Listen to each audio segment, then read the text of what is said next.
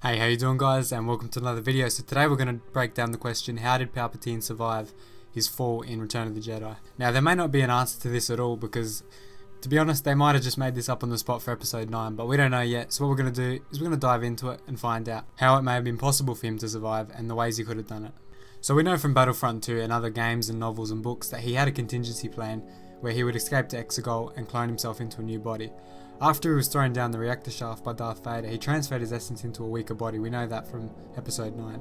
You can also see the same thing throughout Legends books when Darth Vader transferred his essence into his helmet. We now have also learned from episode 9 that the Rule of Two was not just a tradition used by the Sith to restrain their greed and lust for power, but a physical process that transferred the essence of all previous into the body of the apprentice.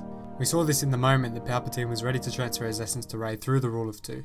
So it was very possible that Palpatine simply cloned himself a new body in the event that Rey was not willing to accept her Sith lineage and continue the Rule of Two. We also know that Palpatine created Snoke as a clone to transfer his essence into and turn Kylo Ren to the dark side.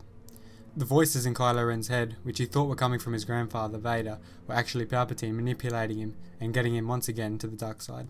Palpatine also did very similar things in the Dark Empire comic, which is now Legends, but he transferred his mind into a clone body so that he could continue ruling the Empire.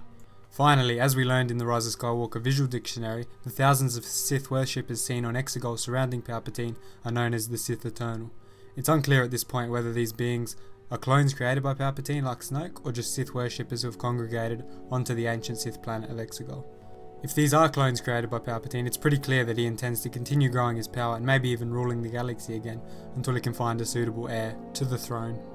Sorry to make this a short one guys, but there really isn't that much information on how he actually survived and was able to come back in episode 9. But I'm sure there'll be plenty of books, novels and maybe even shows written about how he did it, and then we'll definitely find out more in the future. Maybe even The Mandalorian will have a tie-in, so we don't know that yet. So if we find out more on the topic, you'll hear it right here first from this channel. So make sure you subscribe, make sure you leave a like, and make sure you comment. I really appreciate you watching guys, and I'll see you in the next one.